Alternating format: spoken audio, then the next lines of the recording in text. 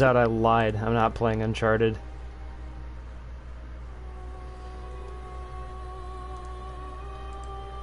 So, yeah. I realized, like, 15 minutes ago, this is the only, Soulsborne game, besides Demon's Souls, that I have not streamed, and I don't have Demon's Souls because I don't have a PlayStation 3. So, let's make a new character. Yeah. Pale blood. Well, you've come to the right place. Yharnam is the home of blood ministration. You need only unravel its mystery. But where's an outsider like yourself to begin? Easy, with a bit of Yharnam blood of your own. But first, you'll need a contract.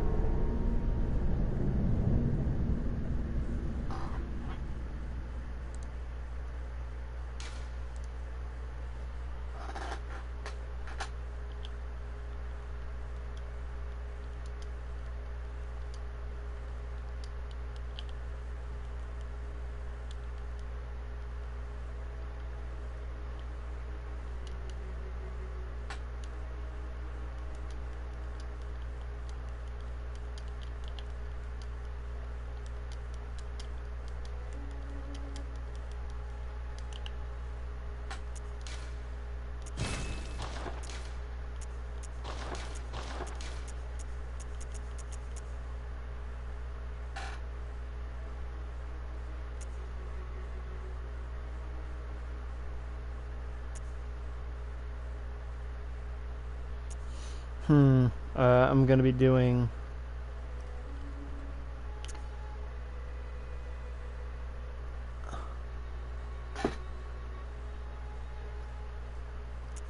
I'm gonna be doing Saw Cleaver, so... Violent Pass, probably?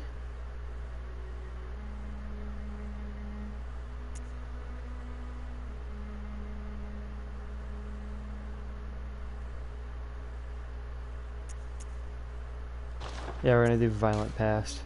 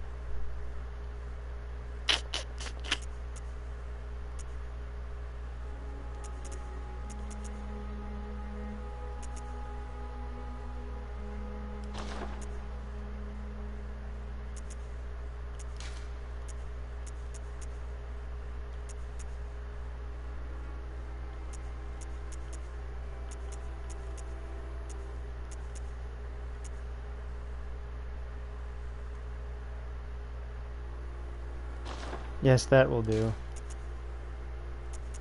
Yeah, that beard's too big. This is perfect.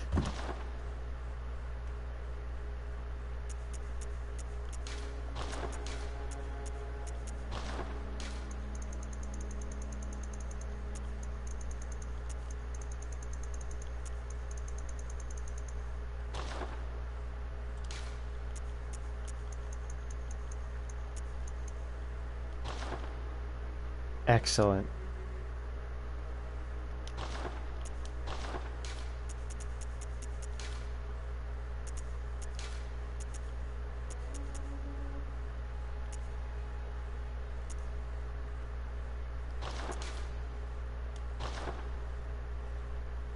Gotta top it off with some clout goggles right here. Get those clout goggles. It always bothered me that they're not perfectly circular in game. Oh well.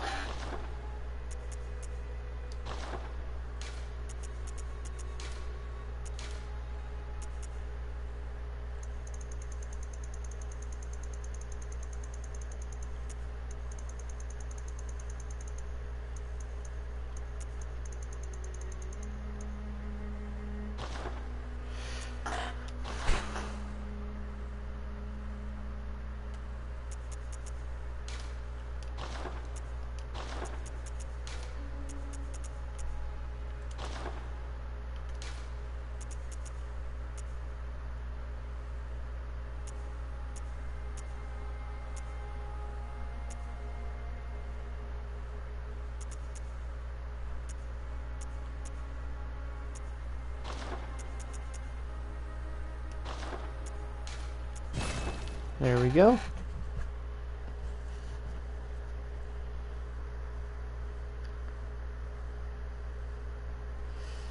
Psst. Don't tell anybody, but I may have made someone's dad with this intentionally.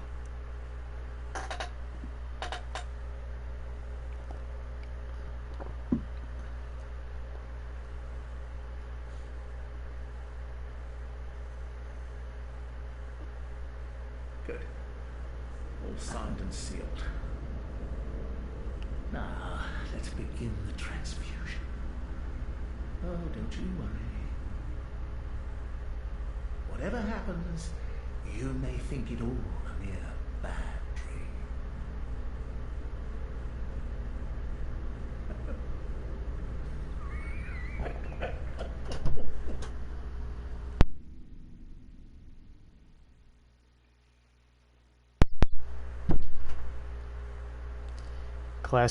Classic Dark Souls laugh.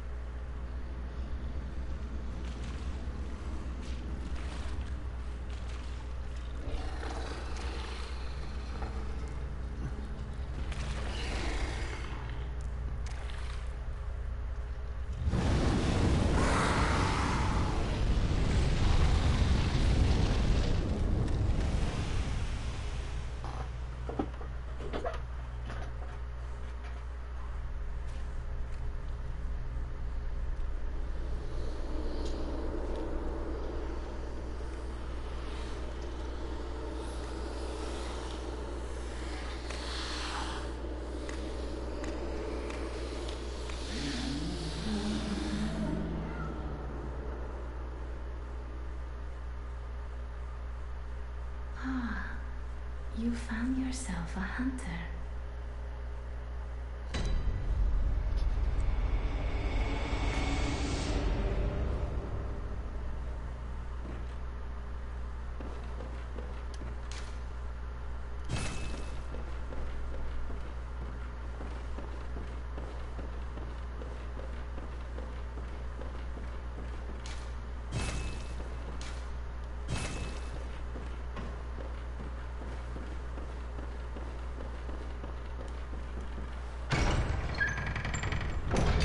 So yeah, this is probably the most well-made of the Soulsborne series. It's got like the most consistent focus on all of the things that make the games good, more or less, but with its own spin on it. Unlike, in that sense, it's unlike Dark Souls because it has a much different gameplay formula. Dark Souls 3 tried to copy Bloodborne's gameplay formula, but I don't think very successfully, personally.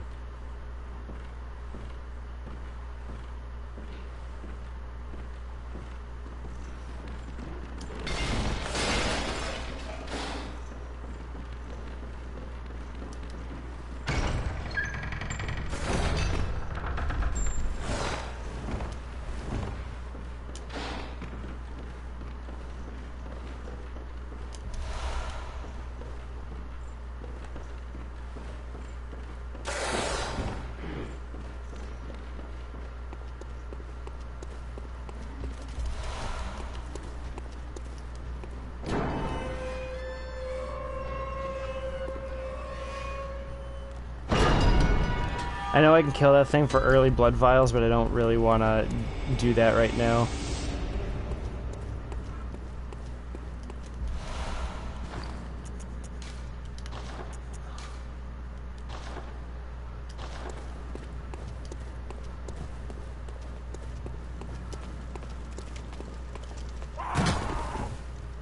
Oh, right, this has double tap circle jumping.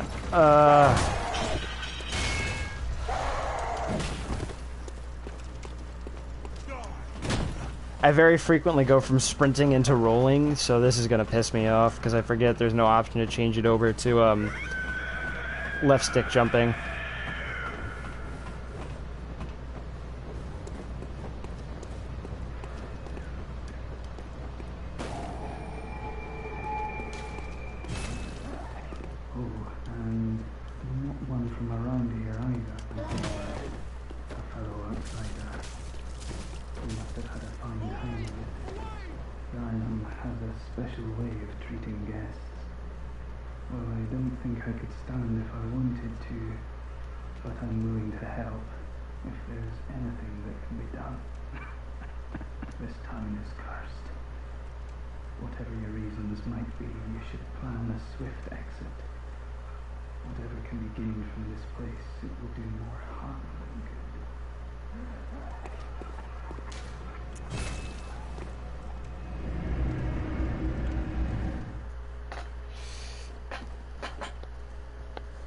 So I'm gonna go pretty vanilla for this run. I'm just gonna do saw cleaver and hunter's pistol.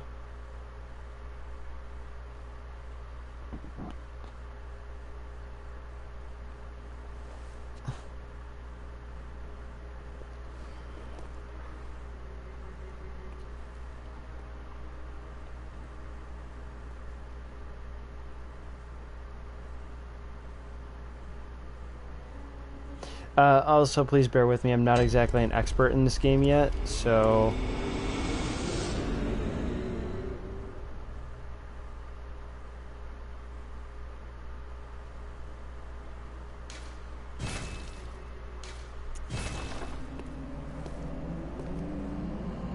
Well, this one looking down the barrel, adorable.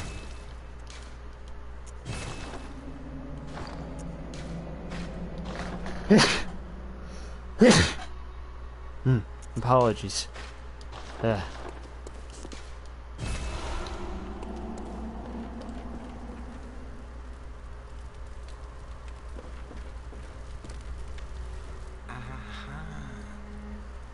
must be the new hunter. Welcome to the hunter's dream. This will be your home for now. I am Gammon, friend to you hunters. You're sure to be in a fine haze about now, but don't think too hard about all of this. Just go out and kill a few beasts. It's for your own good. You know, it's just what hunters do. You'll get used to it. This was once a safe haven for hunters. A workshop where hunters used blood to enhance their weapons and flesh. We don't have as many tools as we once did, but you're welcome to use whatever you find. Even the dog, should it please you. This was one... Oh, Okay, that's all he's got to say for now.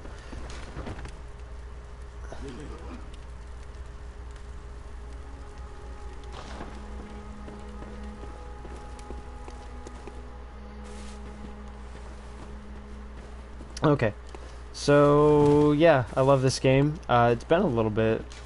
It must have been at least a year by now since I've played.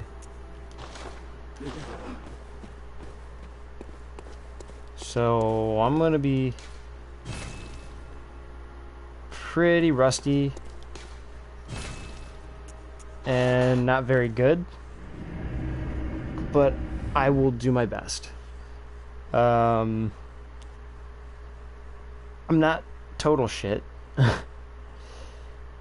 I've got to get used to this different pace though, because I'm very much a Dark Souls 2 man, which is on the opposite end of the speed spectrum. It's very slow and calculated, so this one is a lot different, and I got to get used to that.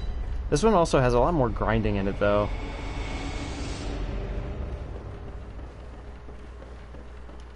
Are you out on the hunt? Then I'm very sorry, but I cannot open this door. I am Yosefka. The patients here in my clinic must not be exposed to infection. I know that you hunt for us, for our town, but I'm sorry. Please. This is all that I can do. Now, go. And good hunting. Are you still? But I haven't. Please, I can only pray. Okay, she's got nothing else. These fucking suspenders.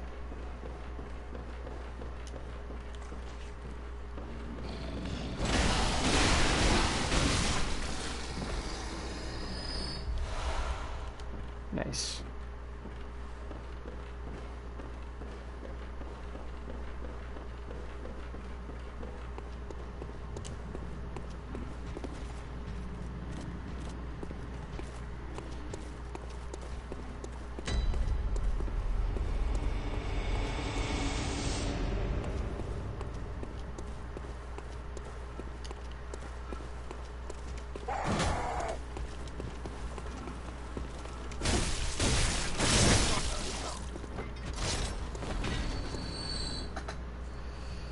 Back in the swing of things pretty quick.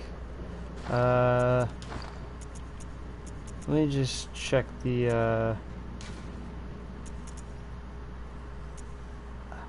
I think this is how low I want it.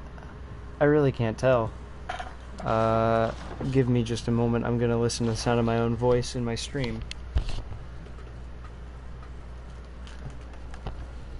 Okay, I need to... Sorry about this. Okay, so I can swing my weapon a bit. Alright, that's perfect. Okay. Yeah, sorry about all that. Just wanted to make sure the volume levels were appropriate.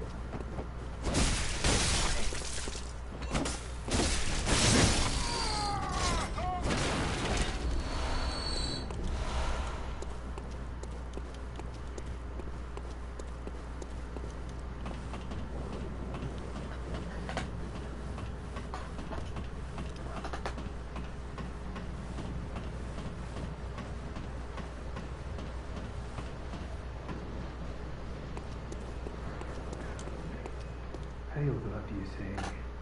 Never heard of it. But if it's blood you're interested in, you should try the Healing Church. The church controls all knowledge on blood ministration and all varieties of blood. Across the valley to the east of Yarnham lies the town of the Healing Church, known as the Cathedral Ward.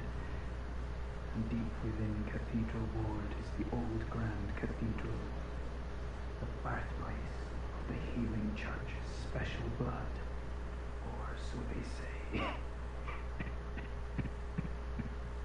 Yarnamites don't share much with outsiders. Normally they wouldn't let you near the place, but the hunt is on tonight. This might be your chance. Across the valley, deep back. Okay.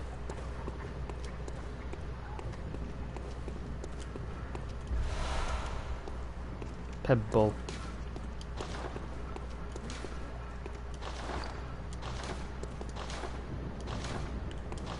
Okay.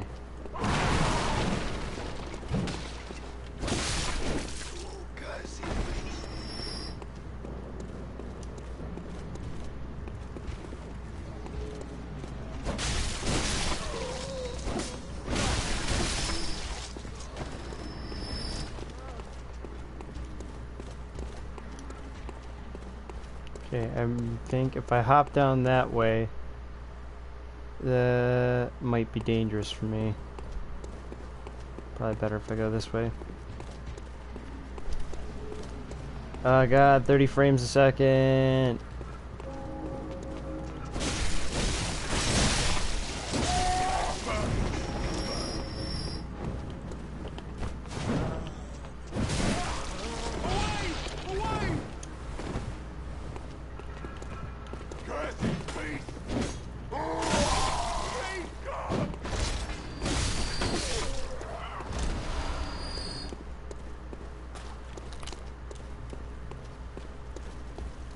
Yeah, so I'm just gonna take my time with this and just kind of do my own thing. Not gonna go super fast like I did for my other Soulsborne games, just because I'm not as experienced in this one. I have this game on 100% Platinum Trophy, but...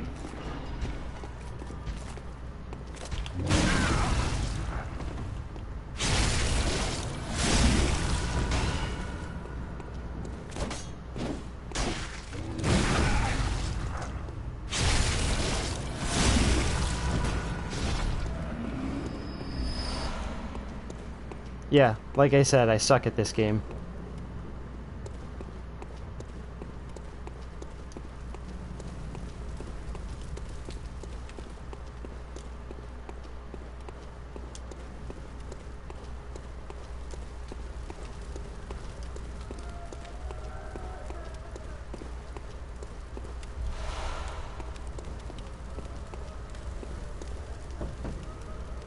You that outsider? Well, sorry, but I don't want anything to do with you. Trot along, will ya? You that well, trot. Okay.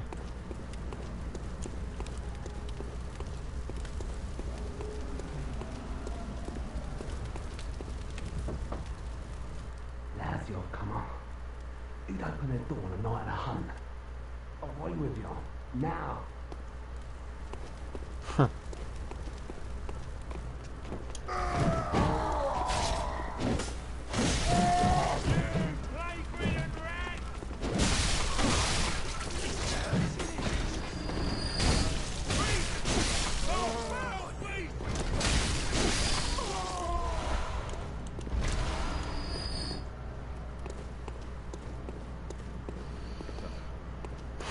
This game rewards paying attention, of course, as all good Soulsborne games do. You notice the gunman just kind of hanging out there, so you don't, and you kill him so you don't get shot by him, of course.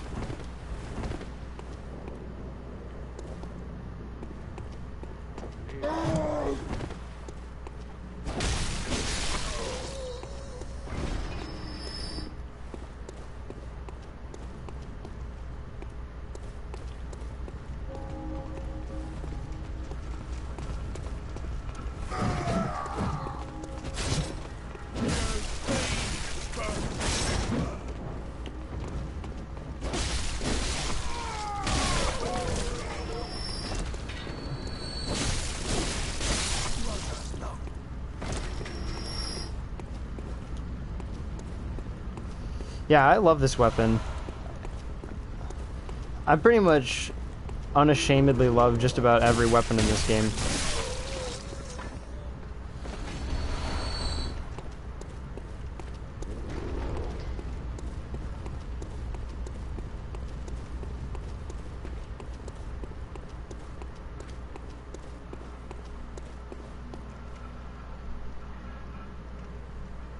This is a really nice environment. Can't believe I'm just now taking the time to appreciate it.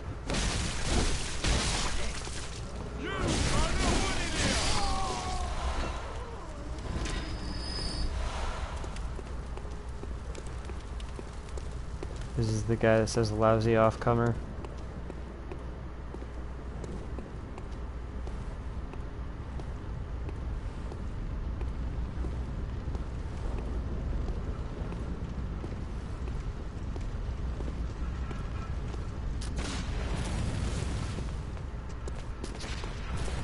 Not even close. Away! Away!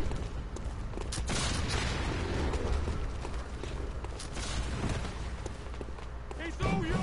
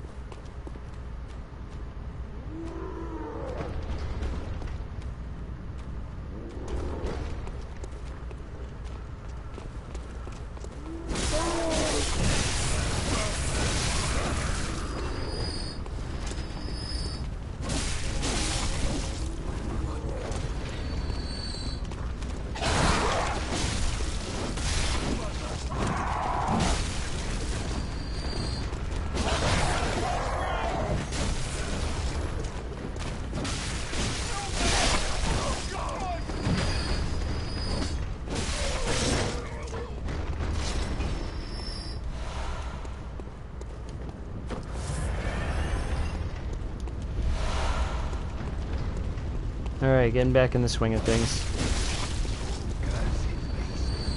I don't know what this is, but it's kind of hot.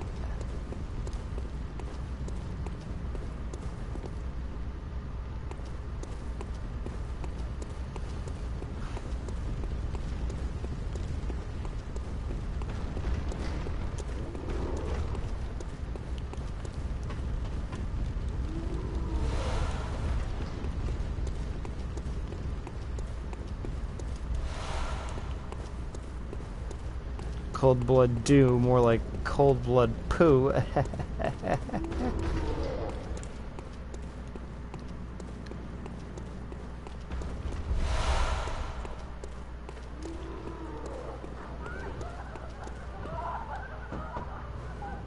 reckon you're from round here. Well, stuck outside on a night of the hunt. How you poor, poor thing.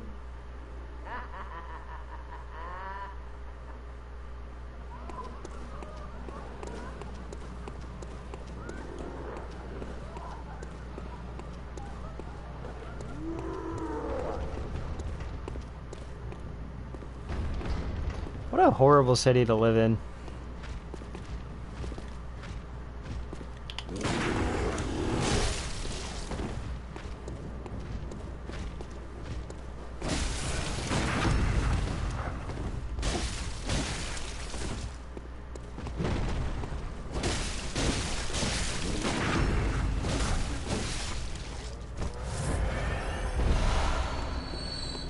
It was a little sloppy, but pulled through.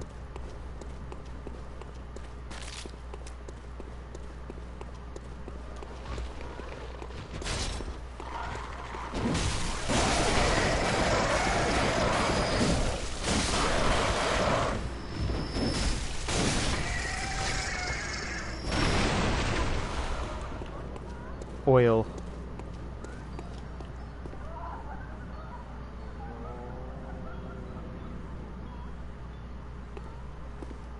Marigo's lullaby.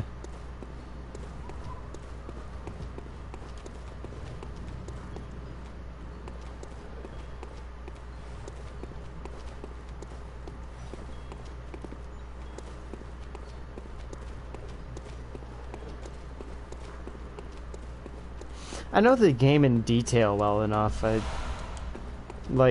know the general path on where to go and stuff like that. It's just that I haven't soloed every boss or done everything like that. There are some bosses that I pretty much always summoned for co-op, even though I should have just taken the plunge solo, but I was a coward then.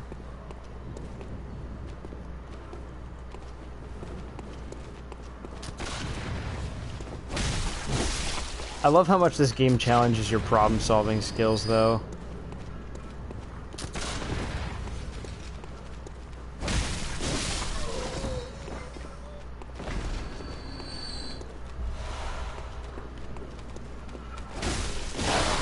Because you have to think before you tackle. You have to think before you tackle any problem.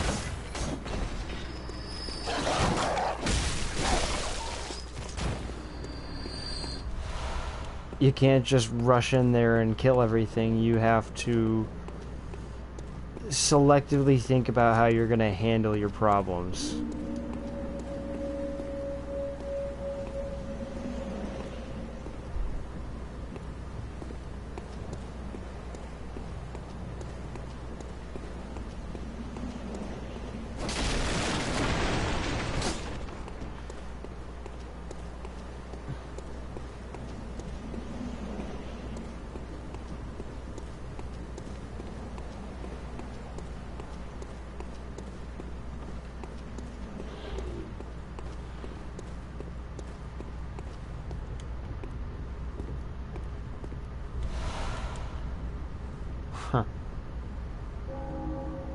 It's funny, while you're down there, you don't even think to look up, but then when you actually come up here, you see that they're burning a beast.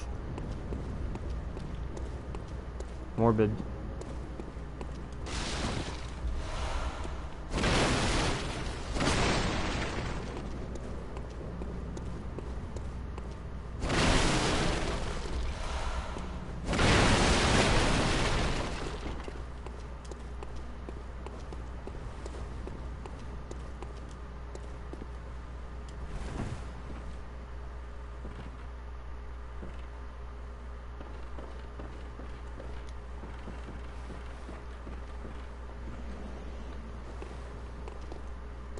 Oh yeah, there's nothing here, I suppose.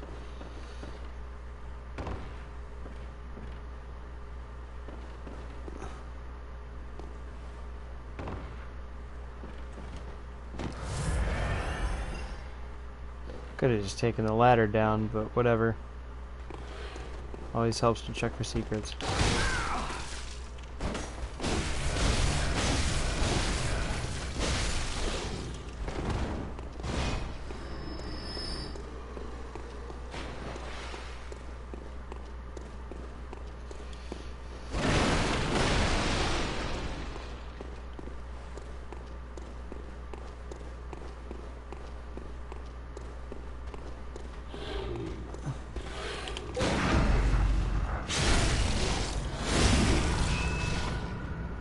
I'm walking more in this one than I would in most of the other games, just because I never know when I'm going to need to roll at a moment's notice, and I really don't want to turn that into a jump, because jumps don't really get iframes.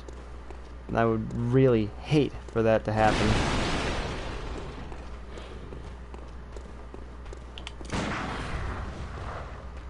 Get this guy's attention.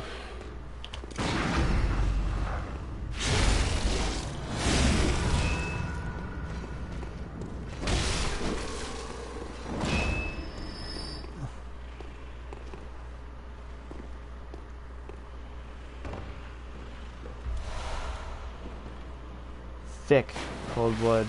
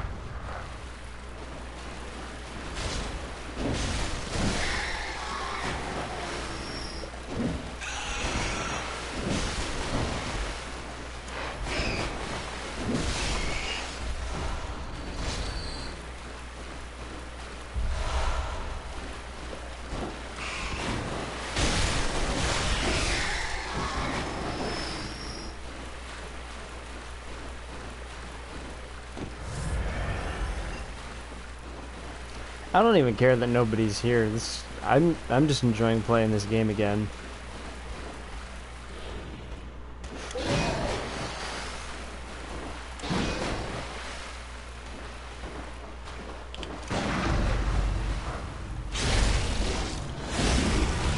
Totally forgot that dude was there.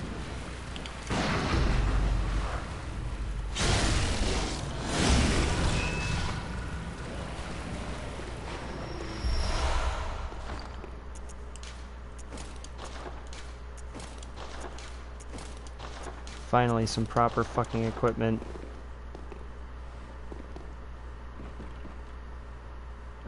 My personal favorite equipment in this game is Ashen Hunter garb,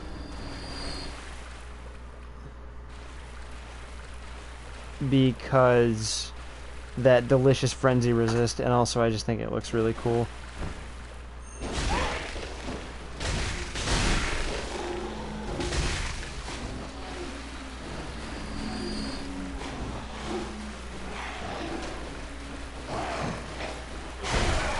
Ugh. Get the fuck off me, you stupid peasant.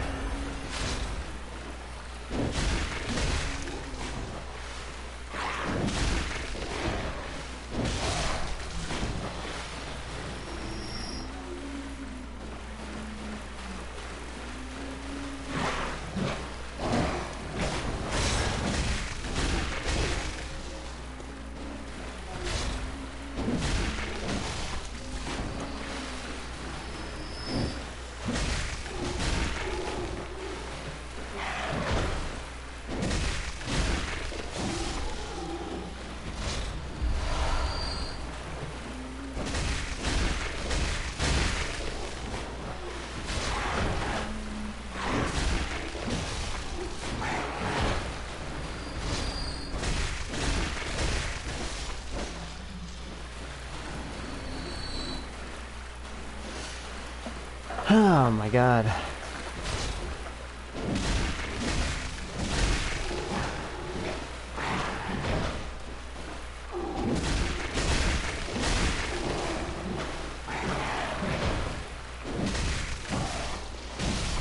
I honestly forgot how dummy stressful this game can be, though. Honestly.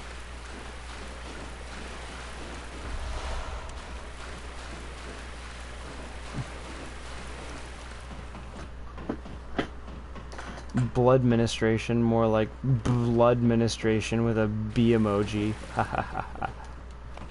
I'm so funny.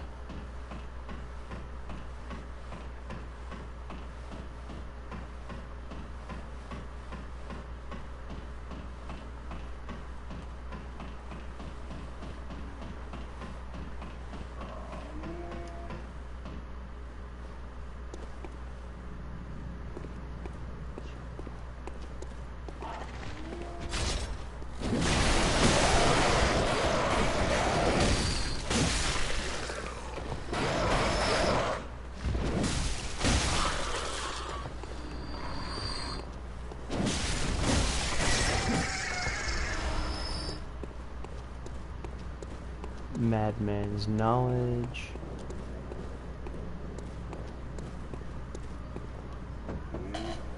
Wretched outsider.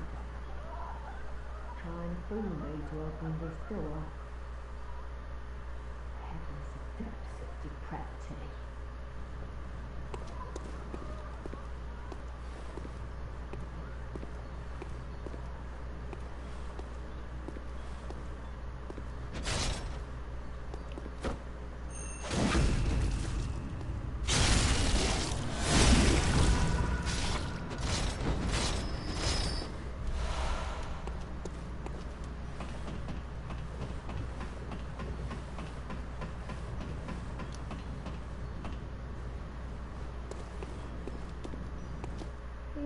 Are you? I don't know your voice. But I know that smell. Are you a hunter? Maybe I just really look for my mum. She never came back from the hunt, and she went to find him. But now she's gone too. I'm all alone and scared. Really? Oh, thank you. My mum wears a red jeweled brooch. It's so big and beautiful. You won't miss it. Oh, I mustn't forget. If you find my mum, give her this music box. It plays one of Daddy's favourite songs. And when Daddy forgets us, we play it for him so he remembers. Mum's so silly running off without it. My mum wears it so... Oh, please. Okay.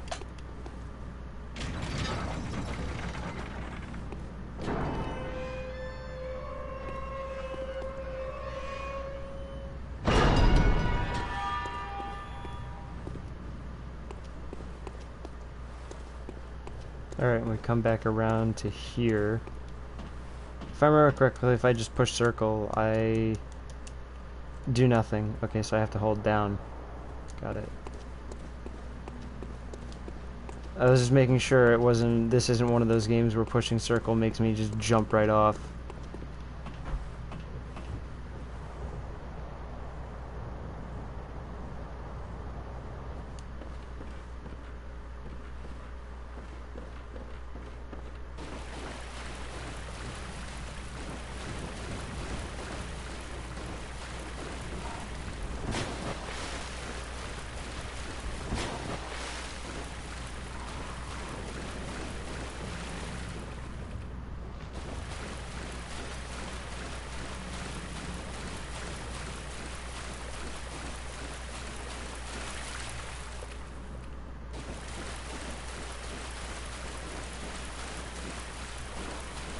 Ah, okay, I remember where I am now.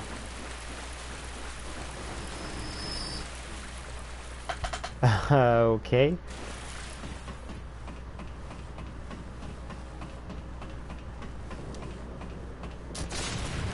Ooh. Son of a bitch.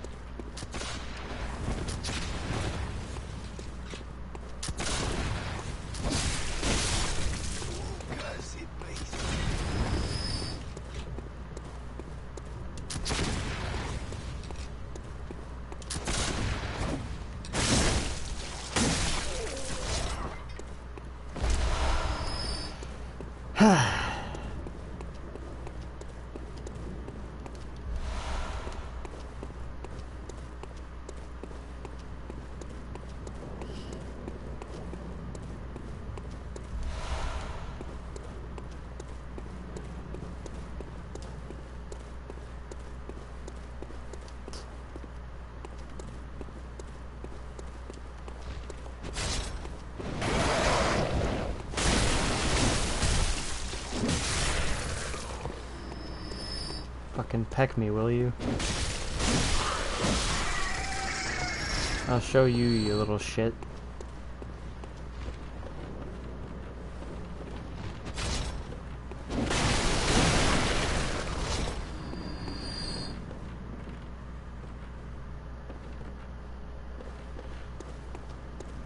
That sounds quite delicious. I hope that burrito is very good.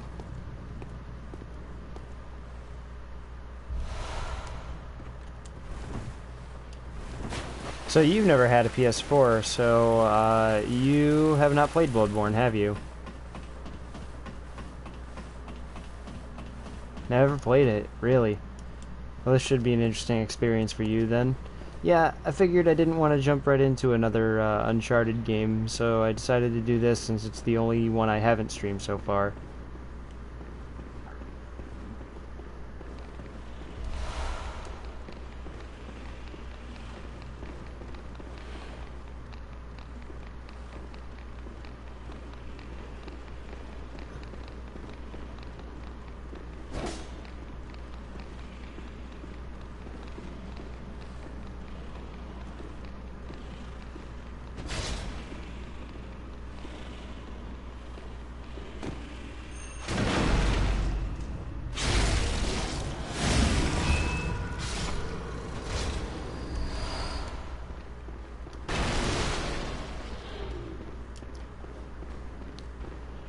Basically, take Dark Souls 3 and then make it not boring, and also control and play a lot better.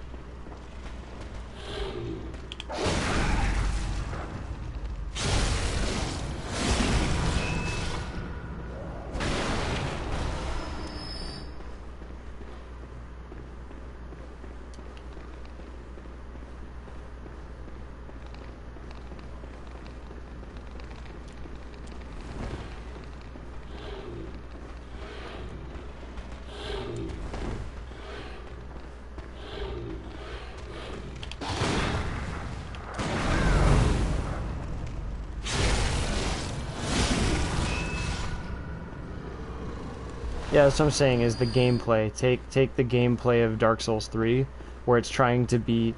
So the problem is with Dark Souls 3 is Dark Souls 3 was trying to be Bloodborne, because Bloodborne was so successful both critically and commercially. And so Dark Souls 3 tried to ape on From Software's own success with Bloodborne, which was... a problem because it made them betray the concepts that made Dark Souls 1 and 2 so good.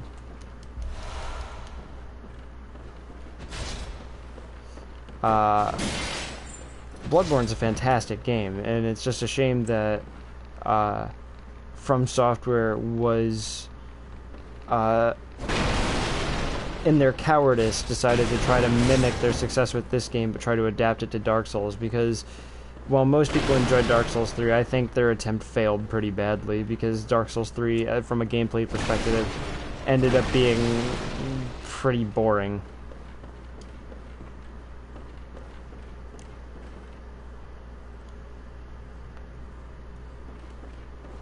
Yeah, that's the best way to put it. They lacked the creative integrity. They couldn't stick to the Dark Souls guns. They were very cowardly, because they were afraid of taking risks, because Dark Souls 2 was such a commercial failure. So instead of doubling down and proving to people that Dark Souls as a formula is worth keeping around, they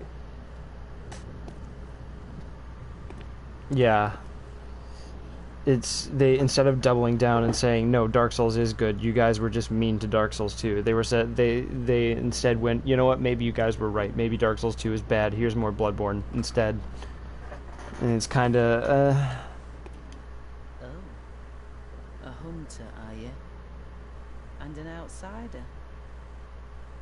What a mess you've been caught up in. And tonight of all nights. Here, to welcome the new hunter.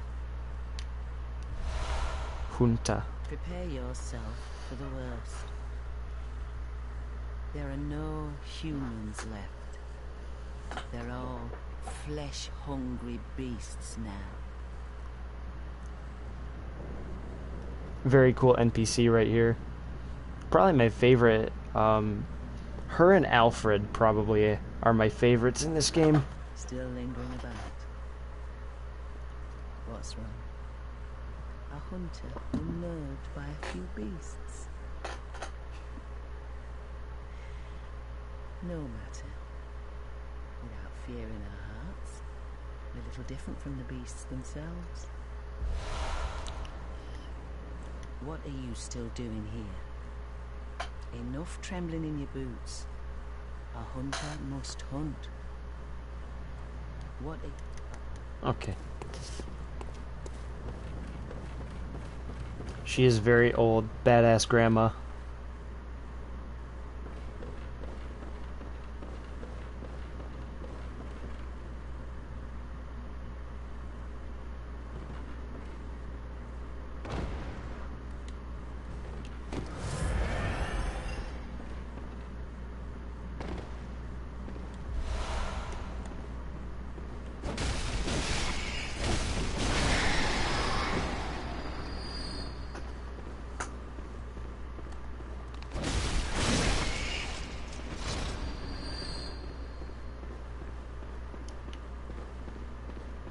Enough trembling in your boots.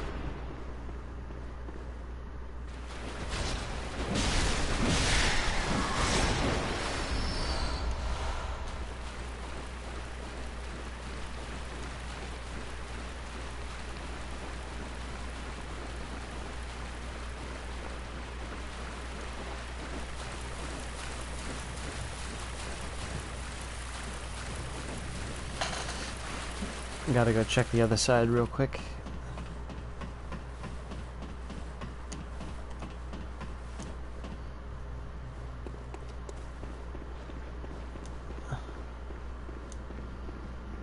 So I was just on, yep, okay, so I go here now.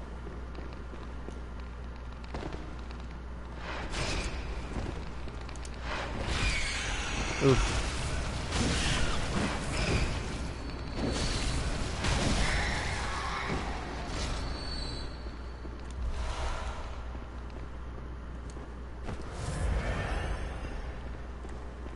So yeah, one of the main so since you, but I'm sure you know this about Bloodborne, that like the main conceit is having a trick weapon, which is a weapon that is ordinarily 2-in-1 or contains some sort of secret trick to it, as the name implies.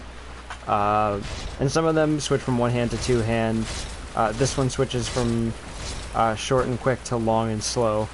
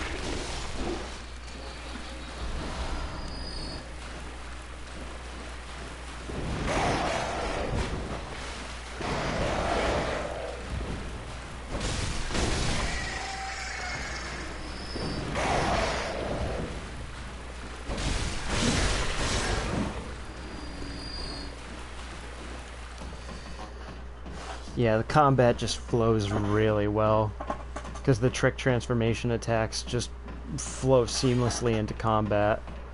It's fucking incredible.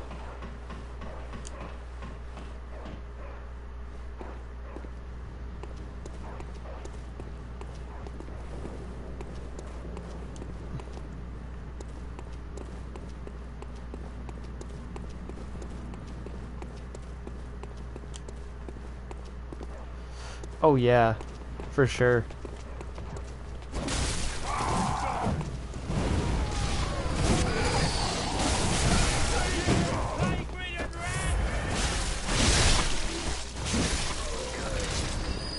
There's one thing you can say about this game is that it's super fucking refined. It has a core concept, and that's what I think distinguishes this game from the other Soulsborne games, is that it's just so fucking refined. It just has this really, really solid core premise, and it just focused itself super hard around that. So as a result, it's more polished than any of the other Soulsborne games, and it also has a very particularly heavy focus on combat.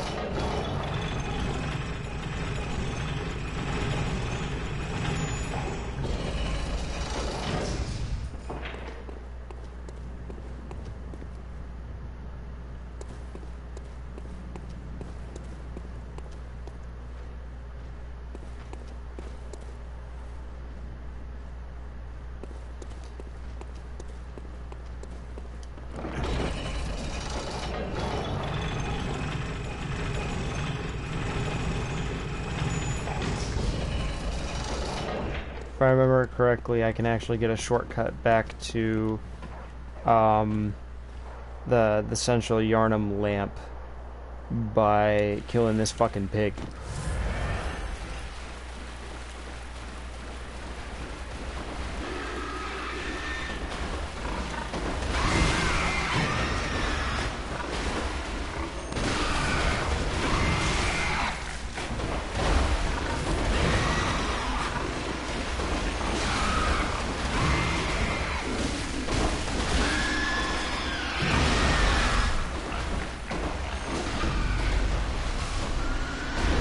I was about to put my hand in its rectum. How dare you deny me that satisfaction, pig? I was about to put my hand so far up your rectum.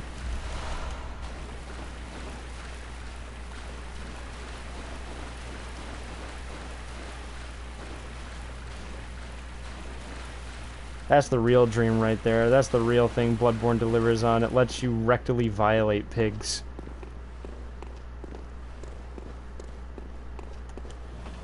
That's what we really want at the end of the day. That's the real gamer's fantasy right there. Pig fisting.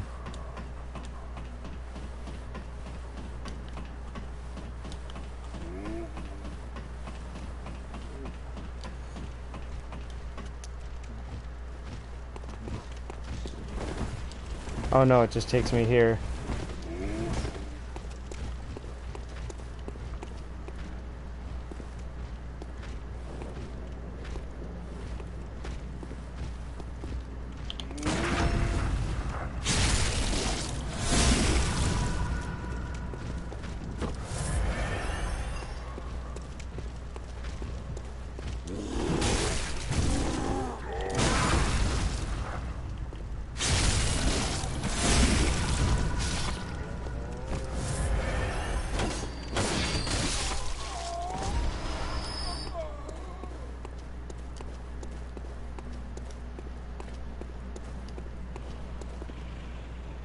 This is the way to Father Gascoigne, so this is not the way I want to go. I have gone too far. Maybe I've gone a little too far in a few places. So I'm missing the shortcut back to Central Yarnum, where I gotta find it.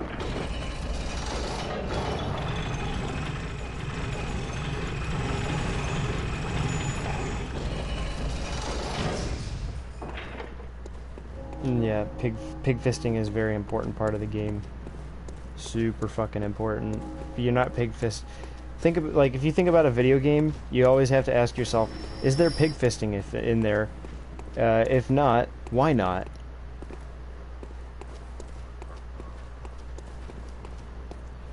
There is no valid reason in this day and age to not include pig fisting in your game. It's 2019, for God's sake.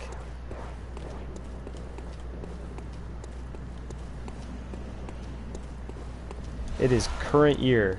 There is no reason not to fuck those pigs.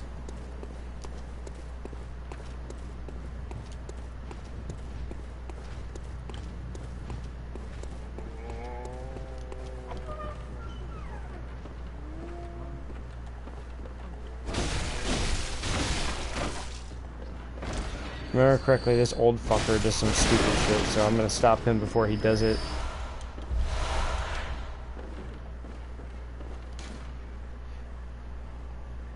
When the hunt began, the healing church left us, blocking the great bridge to Cathedral Ward. Soldier and burned to the ground that moonlit night.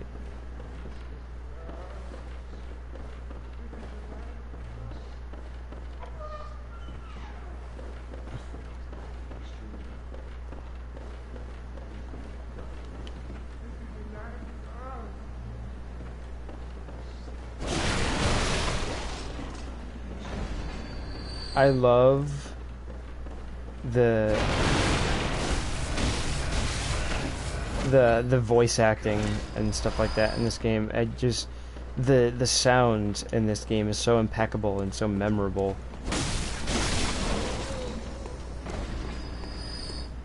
Okay, that leads down into here. Okay.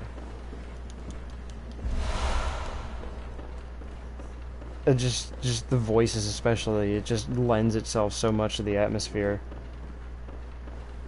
A lot of their sounds are stock sounds, believe it or not. But they're used very effectively. Yeah, they get so much mileage out of so little, exactly.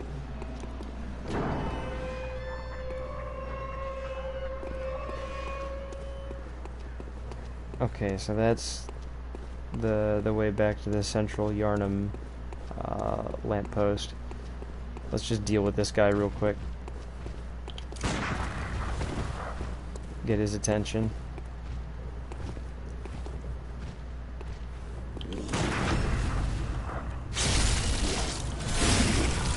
Meanwhile, his buddy's not hearing the gunshots going down right around the street.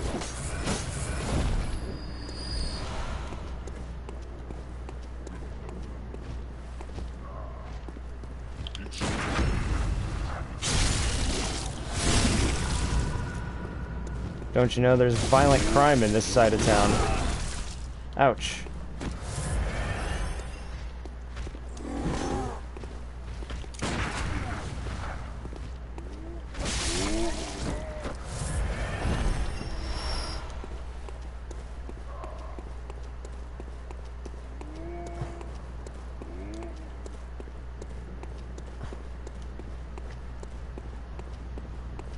Blood detonation.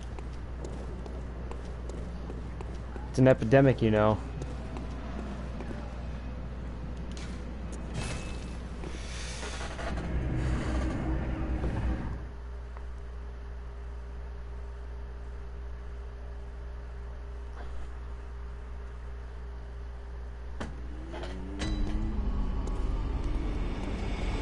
What the fuck? The doll's still not active?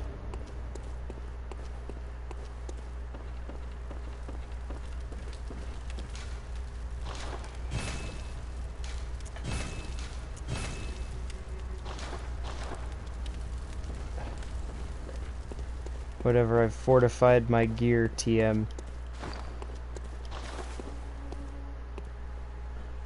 And I'm only gonna have to upgrade the saw cleaver and nothing else really, because the pistol's just a parrying tool.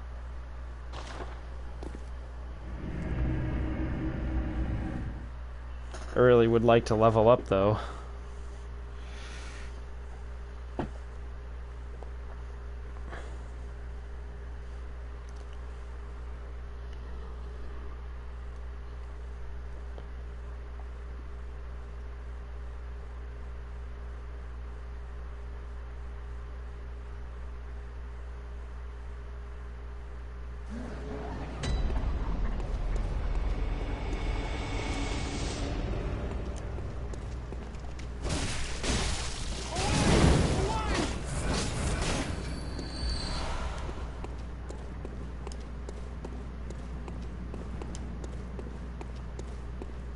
Well, let's go see if we can take on the cleric beast at this point.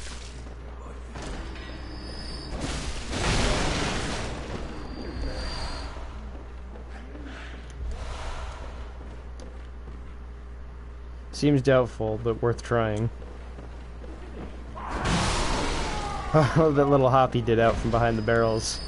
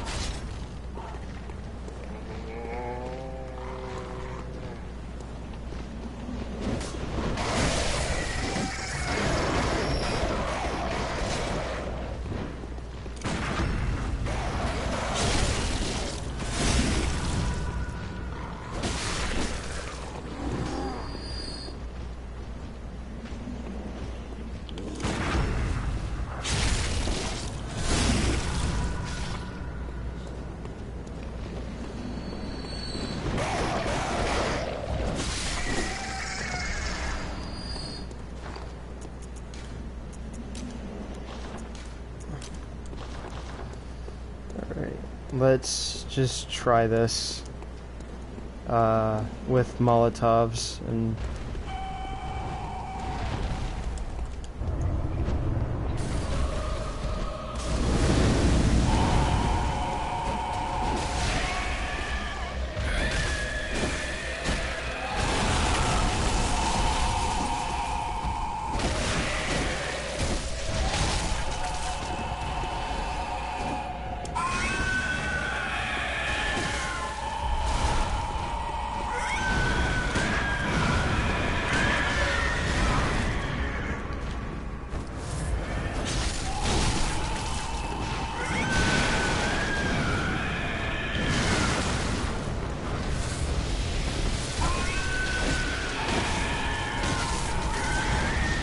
Man, I remember when I struggled with this boss.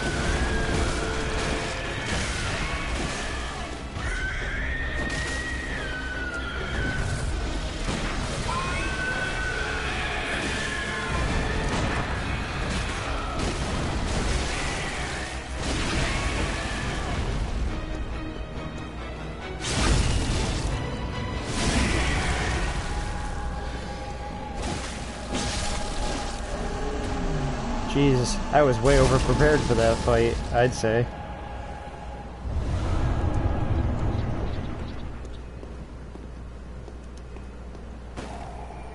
Good introductory fight though, especially for somebody who's very new to the game. That fight will fuck you up super hard.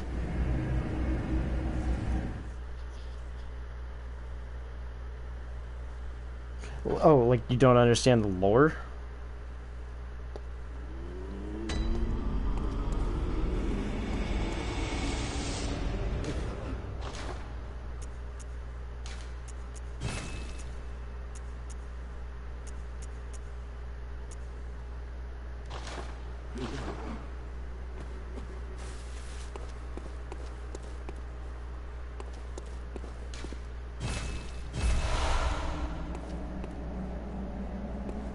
Hello, good Apon, and you twin. Farewell, good hunter. May you find your worth in the waking world.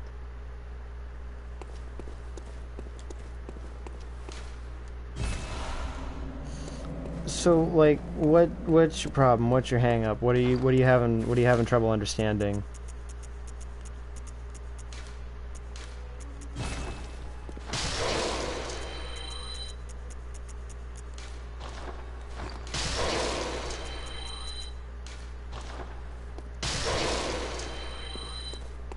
Well, good. Very well. Let the echoes become your strength. Let me stand close. Now shut your eyes. Hello, Poof.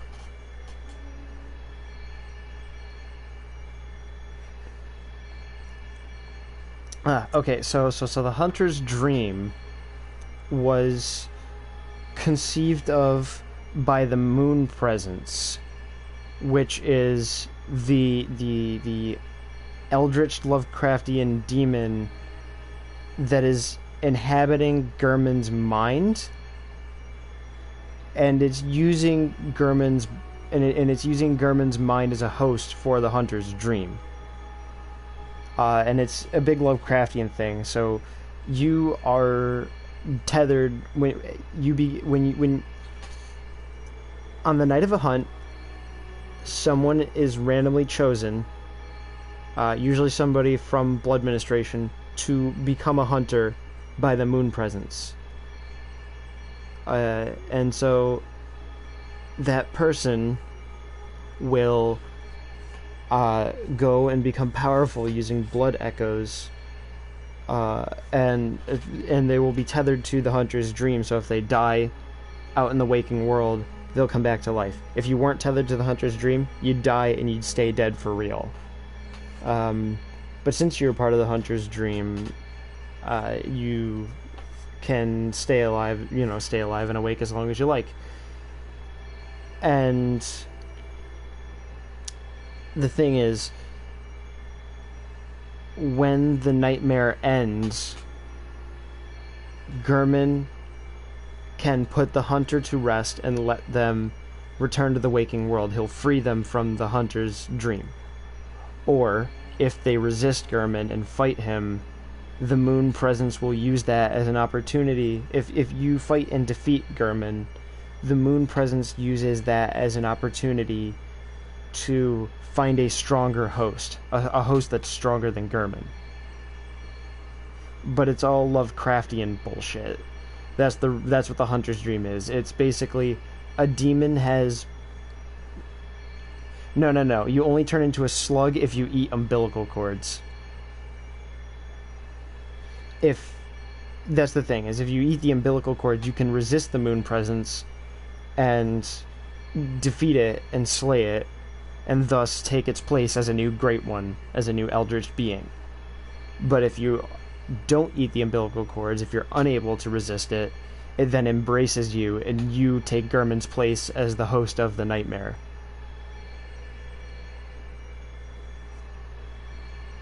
The hunter's dream is Gurman's dream, as catalyzed by the moon presence.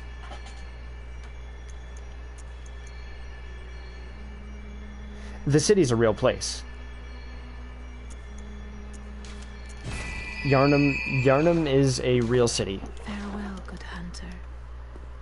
May you find your worth in the waking world. Yeah, you are actually going out into the city and slaughtering real monsters and real people. The dream is a Lovecraftian alternate universe sort of thing. Or may think of it as like a little pocket dimension. A pocket dimension is a good way to put it. So the hunter's dream is a little pocket dimension that exists just on the same edge of reality as Yharnam. So when you die or when you want to go rest, you enter this little pocket dimension that's just divorced from Yharnam, because it's a dream in Gurman's mind that is catalyzed and is able to be inhabited and has become physical through the moon presence's power. But Yharnam is a real city where you're going out and slaughtering real monsters. So there's Yharnam. This happens to Yharnam every once in a while, is what you're led to believe, because they say that the night of the hunt comes around every once in a while. So you're led to believe that this happens once in a while, like semi-infrequently sort of thing. But it takes place over the course of a night, and Yharnam isn't usually like this.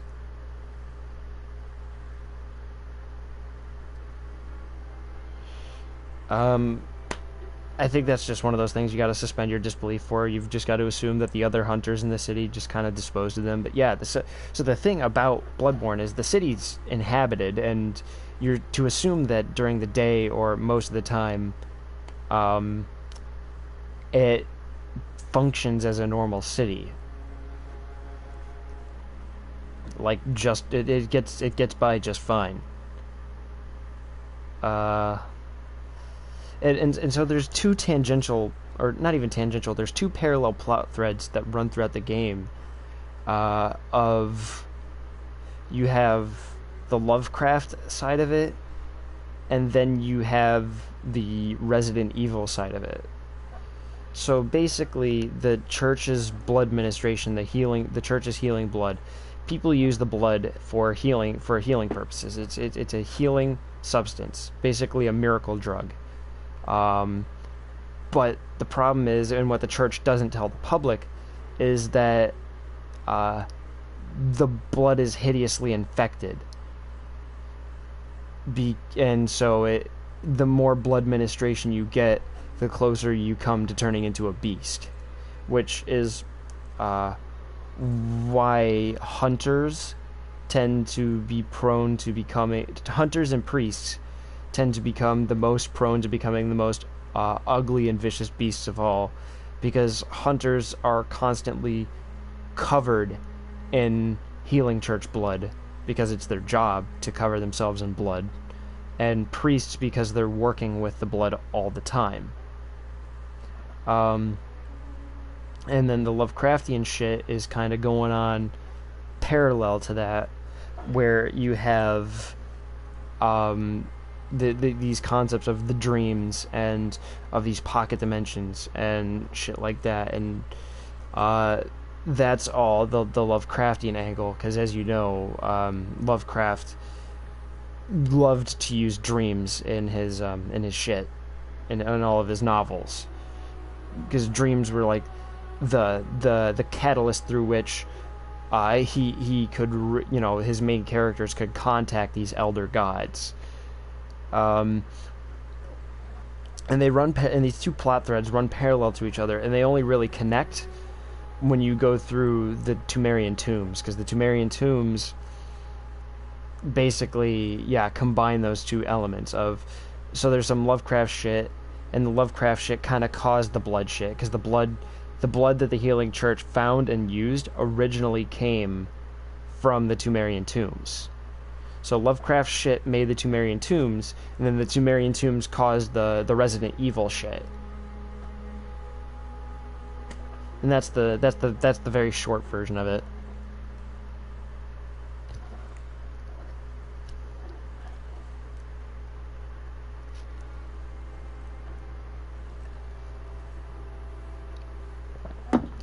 Yeah, and then you eat afterbirths and become a slug.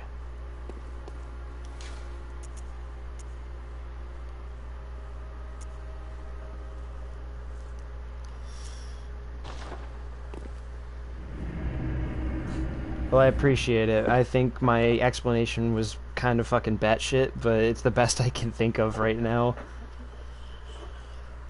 I'm probably missing several details as to how the Lovecraft shit caused the Tumerian tombs. Yeah, I mean, the Resident Evil shit is pretty easy to explain. Just blood is infected, church administers blood, church doesn't tell you blood is infected, blood heals you, but blood also turns you into a monster. Simple and straightforward. The Resident Evil shit's the easy part to understand. The hard part to understand is the fucking Lovecraft shit. You know, not like they'd ever make it easy for you to understand some Lovecraft.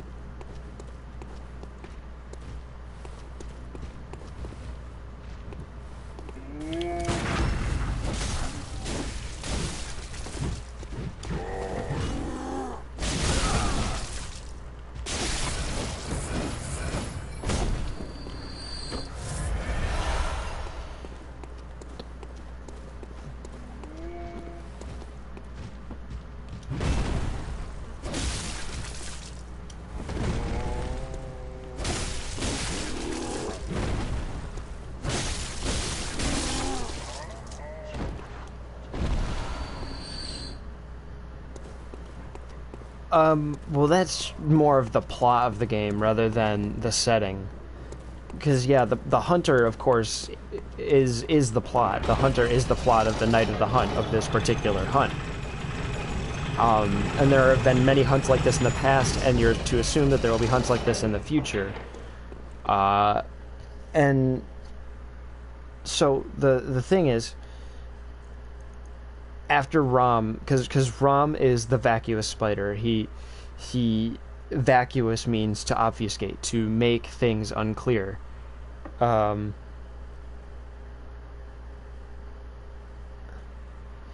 Bloodbutter. No, I thought the canonical name of him was Itchy Butthole. Anyways, so Rom, as his name implies, is a god. He's a deity whose sole purpose is to hide the truth, to prevent the truth from being known as it is, like with the moon, because when the moon's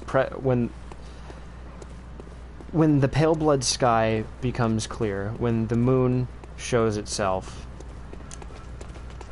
for what it really is, the blood moon, all the citizens go insane because there's nothing holding that kind of eldritch information. There's nothing keeping that eldritch truth from their brains anymore.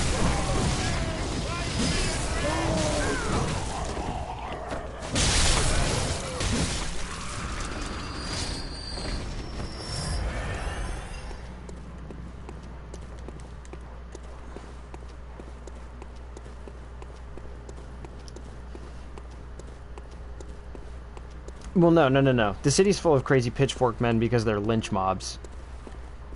And they're also out hunting for beasts, but they're also hunting for hunters, because at this point, well, part of the reason is a lot of these mobs are insane, but one of the other reasons is a lot of them have started to blame the hunters as a cause of the beast infection, and it's probably a smear campaign done by the church to intentionally hide the fact that they're the ones causing the problem.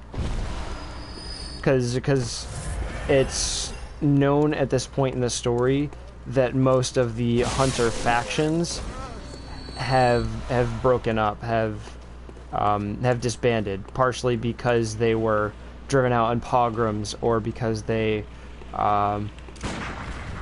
you know, for one reason or another, the hunters, as they were known as a coalition, were disbanded. And so they kind of just sort of became a loose set of mercenaries running throughout the city.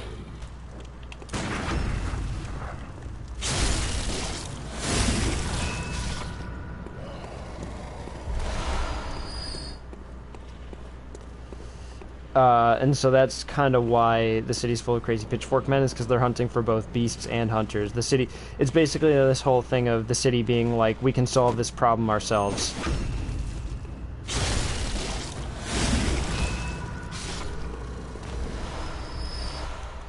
I mean, they just kind of hand wave it away. They just say a hunter is meant to hunt.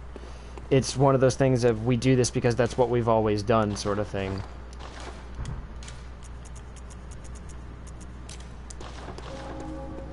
It doesn't make a whole lot of sense, but when has superstition ever made sense?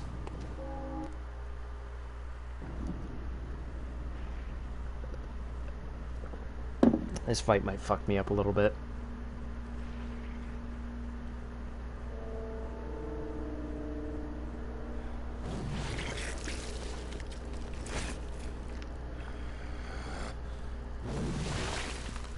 I think that's one of those things where you just kind of have to make your own headcanon for that, about the messages and the other, and Hunter, like, crossplay and stuff like that.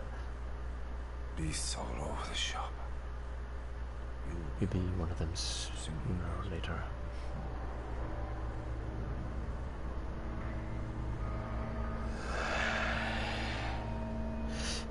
Well, a lot of them have had blood administration, which is why a lot of the pitchfork people are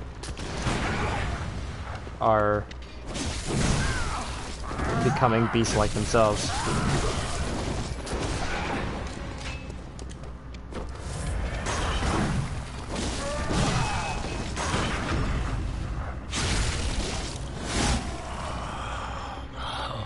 What's that smell?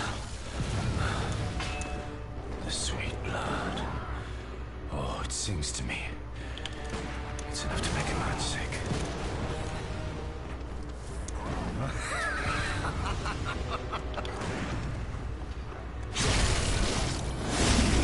I love Gurman's music.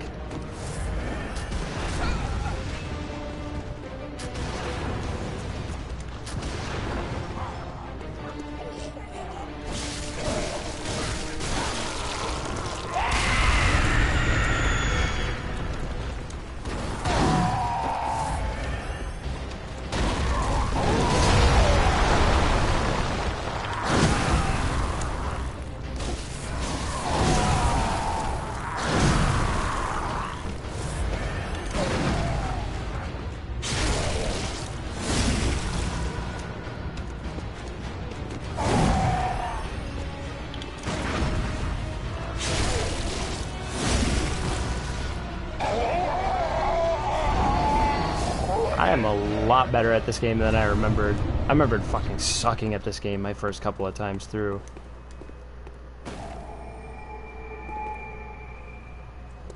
I don't know what to fucking say, dude. I literally don't know what the fuck just happened. I thought, like, I went into this game and I'm like, alright, I'm gonna suck mad shit. I'm gonna be so bad, and then I parried him to death. What the fuck, dude? Oh my god.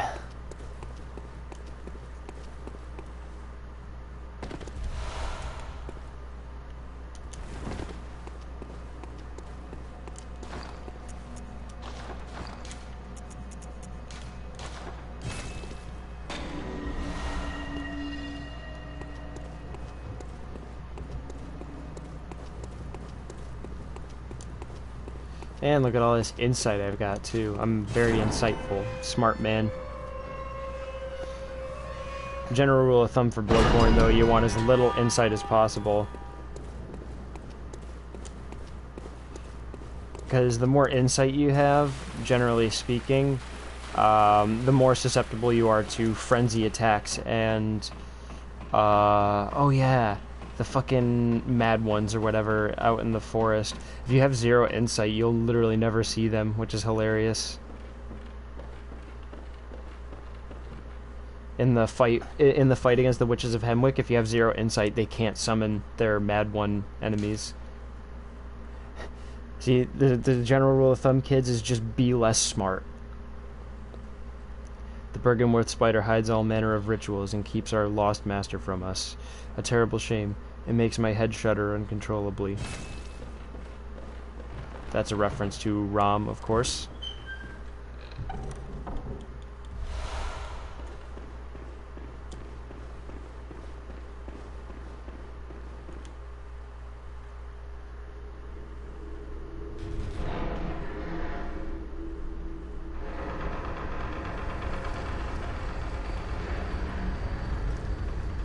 Oh yeah, that's definitely a huge inspiration from Lovecraft. The less insight you have at any given time, the better.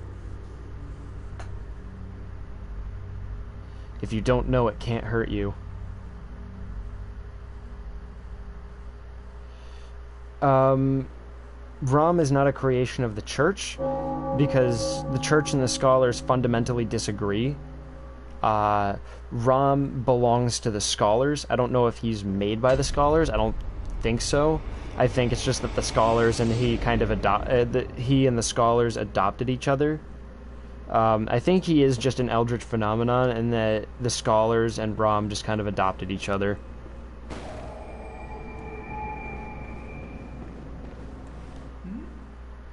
Oh, you must be a hunter. Very sorry. The incense must have masked your scent. Good, good. I've been waiting for one of your ilk. These hunts have everyone all locked up inside, waiting for it to end. It always does, always has, you know, since forever. But it won't end nicely, not this time. Even some folks hiding inside are going bad. Screams of women folk, the stench of blood, the snarls of beasts. None of them's too uncommon now. Yarnum's done for, tell ya. But if you spot anyone with their wits about them, tell them about this here Erden chapel. They'll be safe here. The incense wards off the beasts. Spread the word. Tell them to come on over. If you wouldn't mind. So, yeah, apparently this is a particularly bad night of the hunt.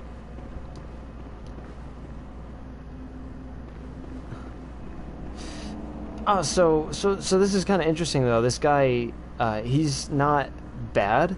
He's just kind of like the steward of the chapel. But the thing is, he's being influenced by a great one named Odin, which is, of course, the saint of this chapel. And Odin, the great one, wants to do what all great ones wish, which is to sire more eldritch children. That's one of the conceits of this game, is that all of the great ones want children. So, Odin wants to conceive a child, but he can only conceive a child through, and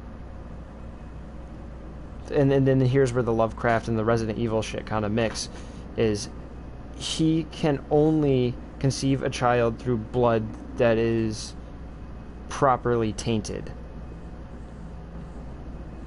Yeah, it's because Ariana is a woman of the night, so her blood is absolutely foul. And that's why she gets pregnant with Odin's eldritch child, is because only her blood is properly filthy enough to conceive.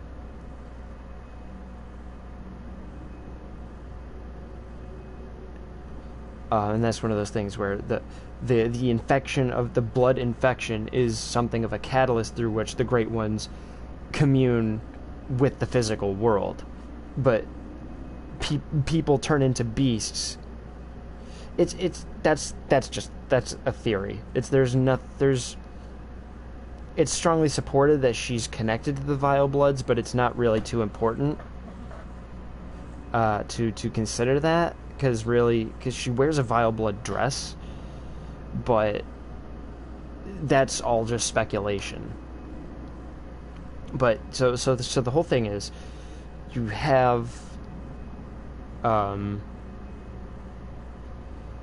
so you have this.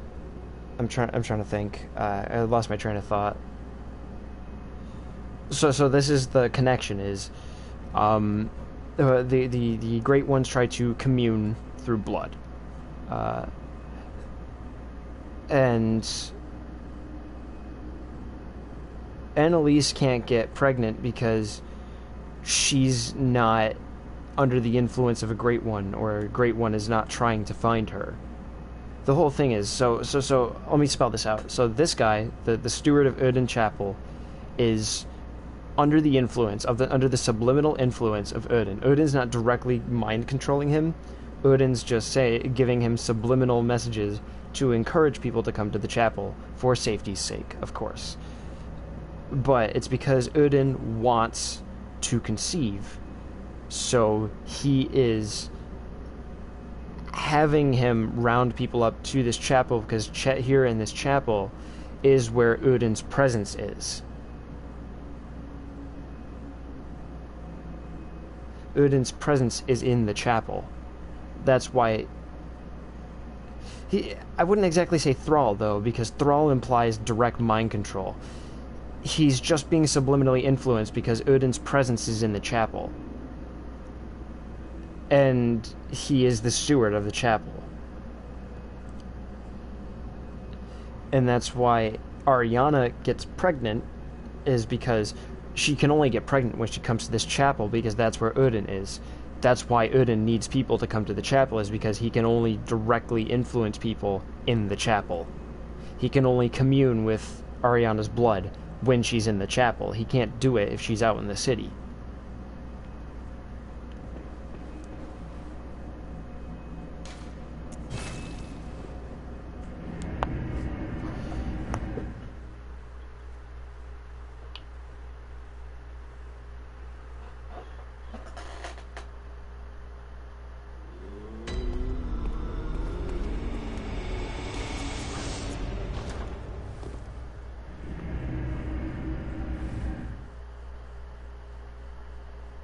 Well, I mean, the Great Ones are...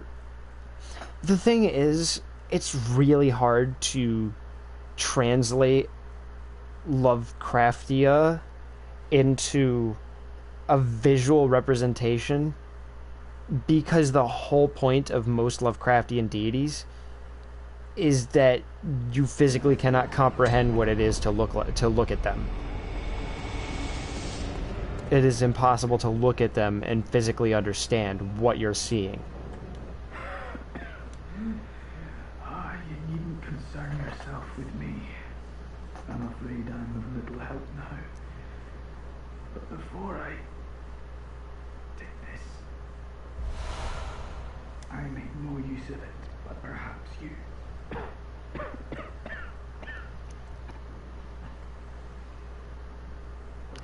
afflicted me was incurable, but this time gave me hope. Their strange blood bought me time. I was most fortunate, unharmed by the plague of beasts. I can even die human.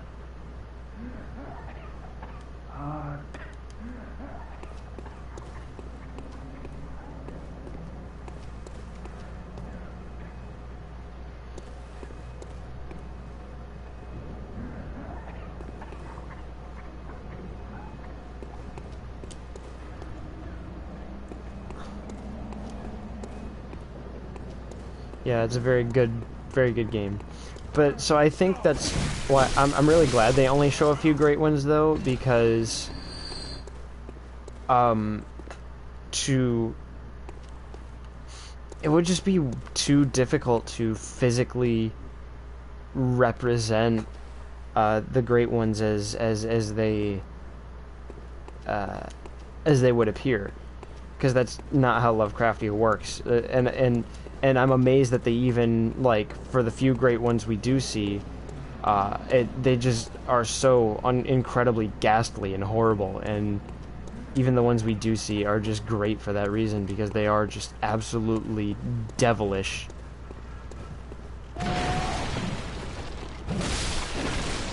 You look at something like the Moon Presence, and it's just absolutely ghastly to look at.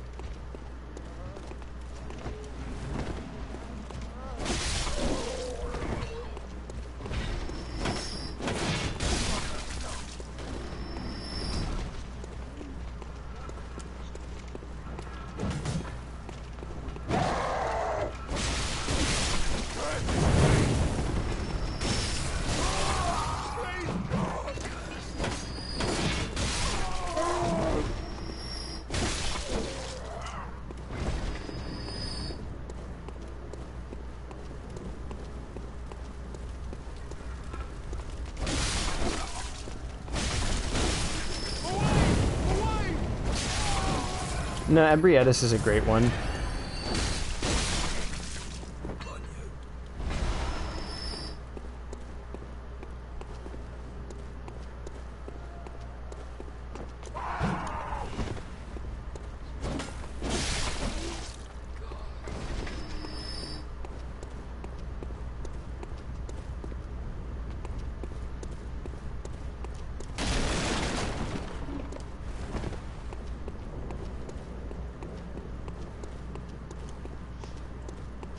Yeah, Ebrietis is a great one.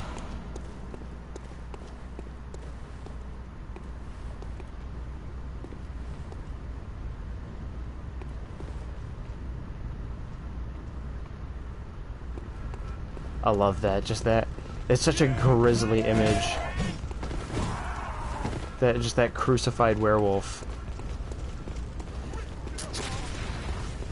I'm gonna be honest with you. The whole Queen Yarnum plot line still fucking confuses me. Like, oh no, she's not a great one. She's a Tumerian. She is the patron saint that the city's named after, but she's a Tumerian.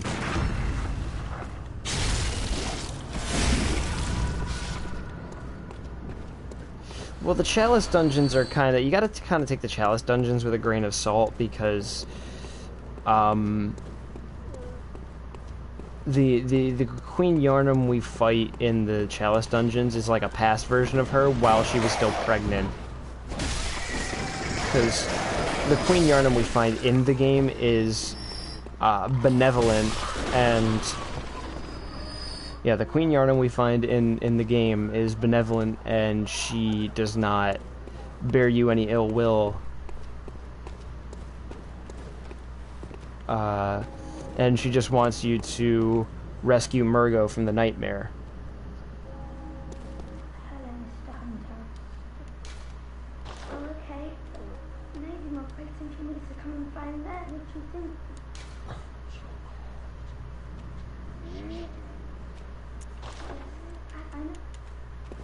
Oh shit.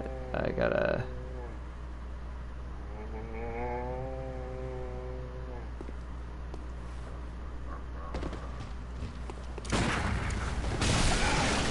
Whoa, okay.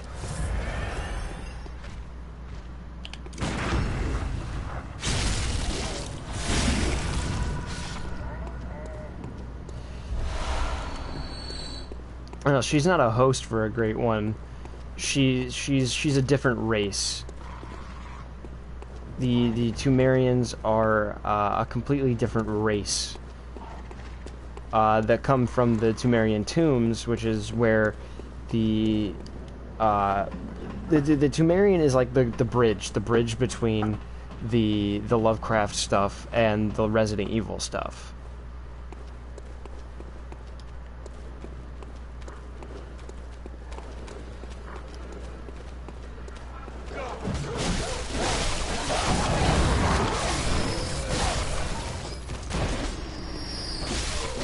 You just run in there and go ape shit.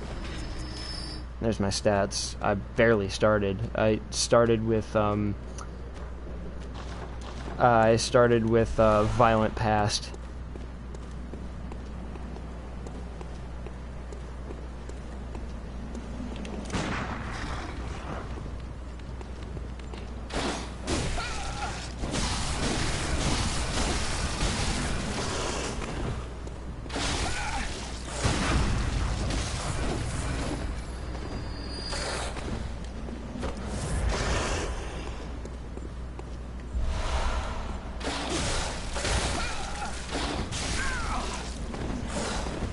Oof.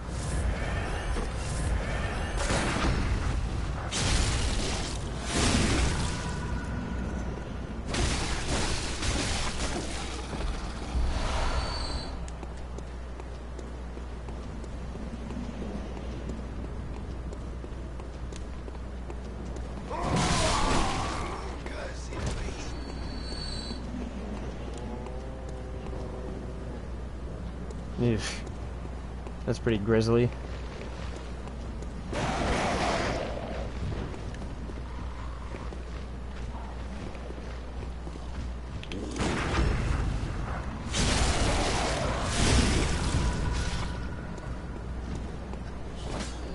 Oh, I mean, I just did this. I was pretty much... I think I fought Gascoigne essentially with base stats. Almost base stats, must have been. And then I fought Cleric Beast with base stats, so it's not necessarily pumping vitality early, it's just not sucking, and also upgrading your weapon early will count a lot more for that. Basically, just upgrade your weapon early and don't be a shitter.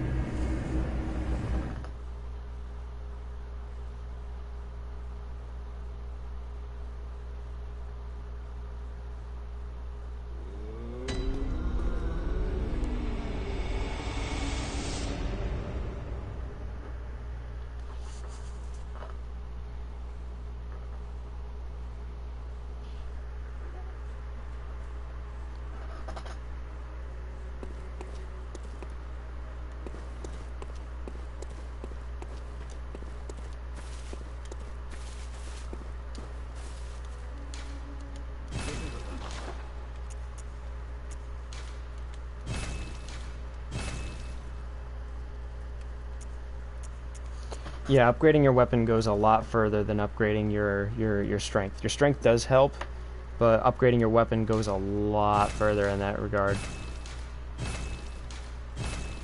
There, now I'm a dumbass again. Your beasthood also builds faster the less insight you have.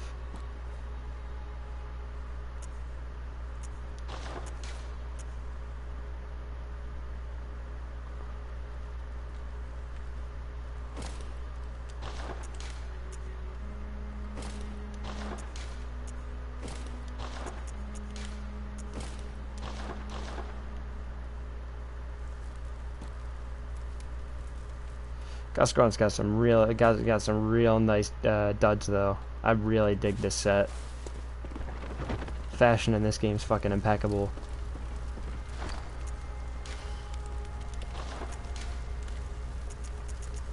Let's have a look at my rock collection.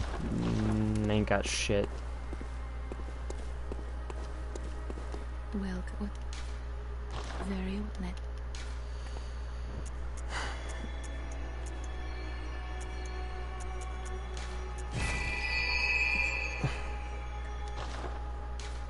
Farewell, good hunter.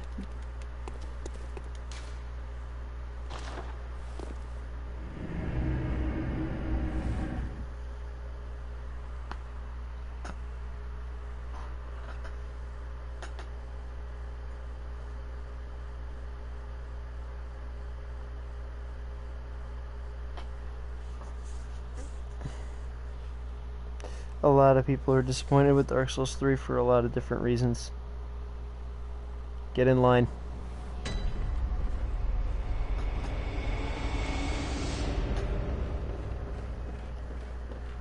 Sekiro looks cool. Also, don't fucking spoil Sekiro for me. I haven't played it. If you find any survivors, tell them to seek Yusefka's clinic. I plan on playing it at some point, though. Upon my Hippocratic oath, if they are yet human, I will look after them. Perhaps even cure them. This sickness, these beasts, they are not to be feared. This time the night is long. I may be trapped here, but I should do something to help. I'll even offer a reward for your cooperation. Tempted? Well, off you go then.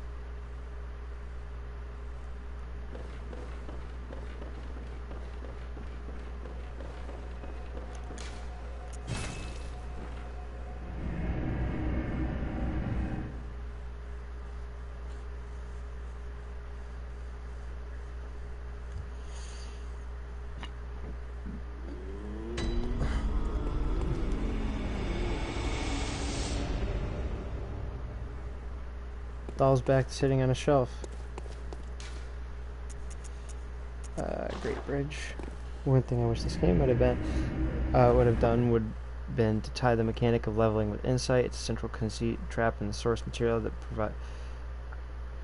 power is inextricably tied to knowledge, which is inextricably tied to madness. I mean, they do a bit of that. The insight shop lets you spend your insight. I forget what the benefits to having higher insight is. I do agree, though, that they could have driven home the Lovecraftian concept a little bit harder, but you got to think about at what point the line between lore, where the line between lore ends and the gameplay begins. You don't want to concede gameplay too much just for lore.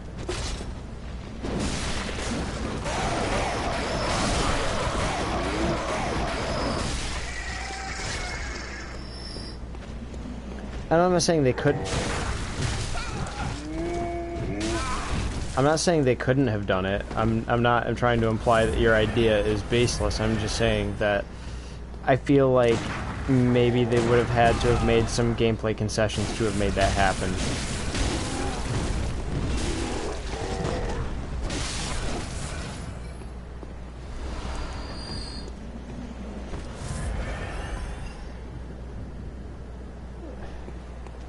Oh, okay. Yeah, I see.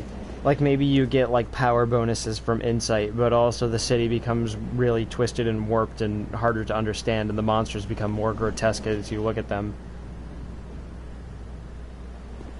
I get you. That would have been really cool, like, using insight to be able to gain power or see more secrets in the level, but as a result, you also go batshit fucking bonkers and everything looks horrible and nightmarish and you just and you get scared.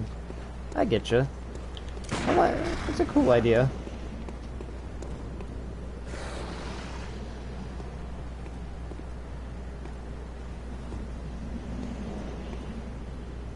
I'd still say the game is a 10 out of 10 as it is now, though. It is by far the best game in the Soulsborne series. At least from a polish perspective, it's the tightest one. Obviously, the best one is the one that you like the most. Everybody's got their personal favorite. I love Dark Souls 1, despite how badly it's aged compared to the others and stuff like that.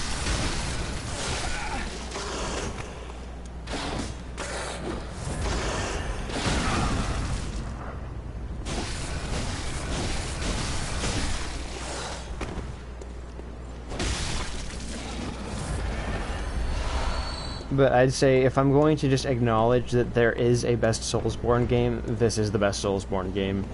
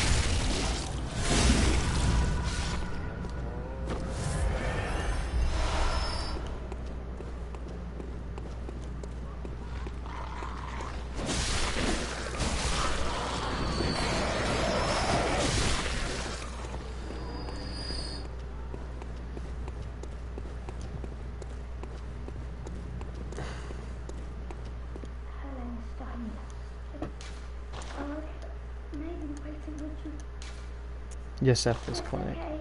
Thank you, Mr. Hunter. I love you almost as much as Mum and Dad. And Granddad. I love you. Very sweet. Thank you, child.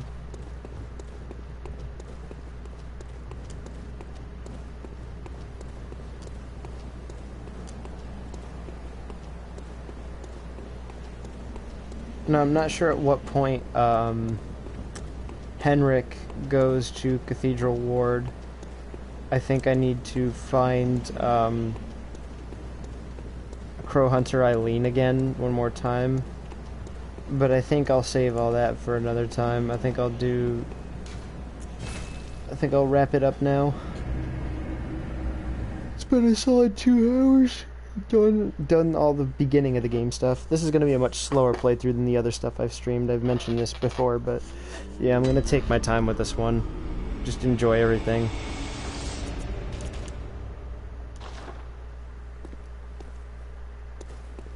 Why the fuck you go back to sleep? I can still channel blood echoes with her. What the fuck?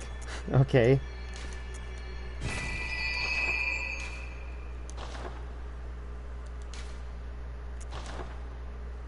Interesting. This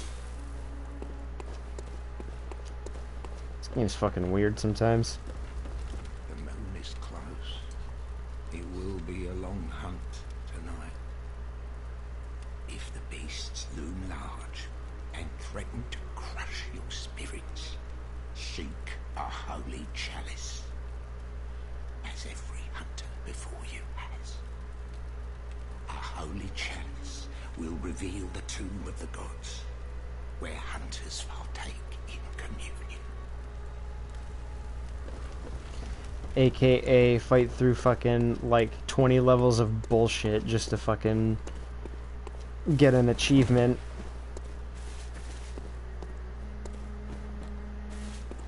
Oh yeah, I turned my Discord on to streamer mode and I always drop the notifications in all the big servers. Fucking, oh my god, though, 100%ing this game was an absolute nightmare just because I had to go through all 10 levels of Chalice dungeons or whatever. It was fucking awful. I never want to do that again. These Chalice dungeons can go fuck themselves.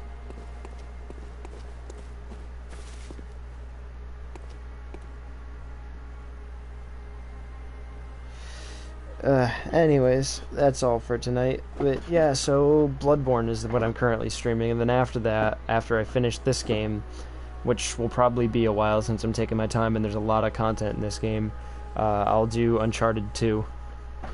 And then after Uncharted 2, I'll probably, assuming I'll have my new PC by then, I'll do Wolfenstein New Order. And then after that, I'll do Uncharted 3. I'll mix things up a little bit. Anyways, everybody have a good night. And for everybody watching this on my stream archive on YouTube, have an excellent day. Bye-bye.